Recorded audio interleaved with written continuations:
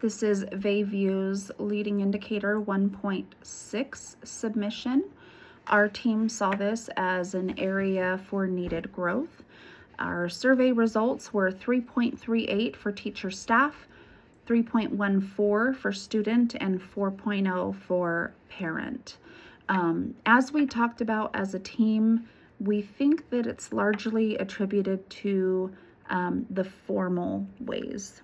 As I mentioned in a previous video, I think on 1.2, we do keep open communication. Our families will reach out to our support staff, our administration in times when, they have some concerns or they need some additional support. We do struggle to get parent involvement on our PTA and our community council. When we do have members on those teams, they make a large contribution, and we're grateful for their support, but it is challenging.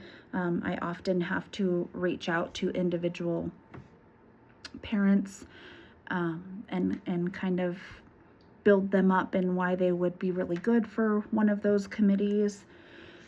And I know I've even approved a boundary variance to have a preschool parent who's not boundaried for our school, but had proven to be highly involved in that program, providing a boundary variance so that she could be part of our PTA as well. So as a team, we've been brainstorming some ways that we could strengthen that and be more communicative to our families and how they can be part of the team. So I've kind of outlined our action plan there. We plan to, and our team is going to brainstorm some questions to rotate on QR codes, both in the office and in our weekly newsletter, so that parents can provide some quick data. How is the pickup and drop off going? We are kind of entering into a new phase as a school, and we're going to be undergoing remodel in the next few weeks. And that's likely going to cause some frustration. And although we don't get to drive much of that bus, and the contractors kind of make those decisions as far as we're already talking about which entry and exit doors are going to have to be closed and how to reroute things, we want to consider their feedback as we do that as well and make adjustments, because although it's going to be an inconvenience, if there's any way to make it any less inconvenient, we would love to do that. Using our survey results to make adjustments, and then making sure that we communicate those survey results back out to parents. I don't think we've been very intentional with that in the last few years, and I think that would make a huge improvement, is providing that feedback back to parents so they can see that their involvement and their feedback is actually considered, and we make adjustments based on that so they can just see that process in action. We are making plans to have our admin work a little bit more closely with our student council and Hope Squad, and we also have junior recess coaches that help support our recess times out there, and just get their, from the student perspective, get their suggestions on things that we can improve, and not just, recess for, I had some students for a class assignment, they wrote a persuasive essay on Mrs. Fleming providing ice cream for breakfast and lunch.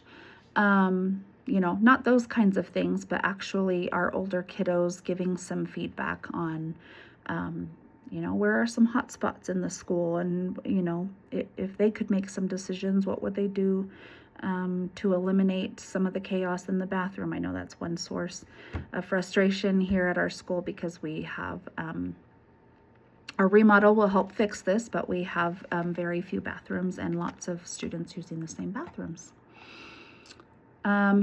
We are also considering community engagement opportunities, such as I've noted in our PowerPoint, coffee and conversations, and inviting parents for just a very, I know the indicator says formal, but a very informal, hey, come have some breakfast, and let's just chat.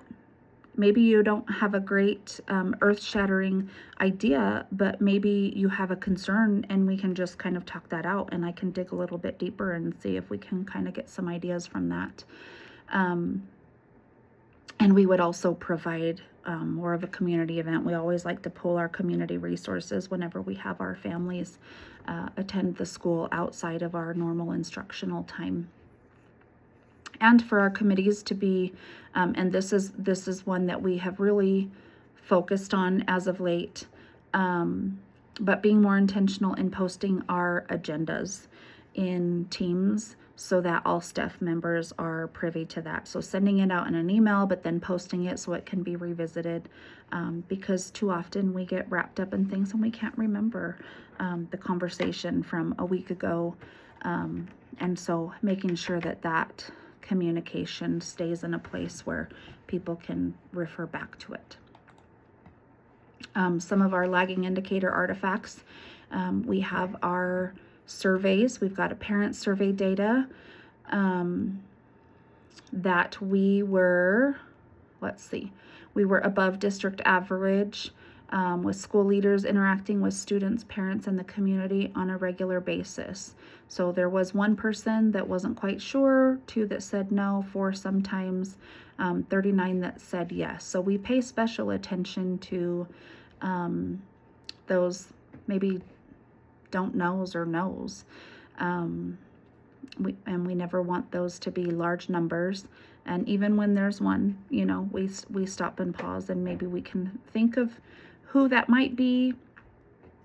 I've also expressed some feedback because we'd really like to know with these data points from the district, if this feedback is representing our community. So is this largely coming from our community members that are already active in the school, or are these people who aren't necessarily feeling connected that are contributing? So, and I know that they're working on providing that additional insight as far as what groups are completing the surveys.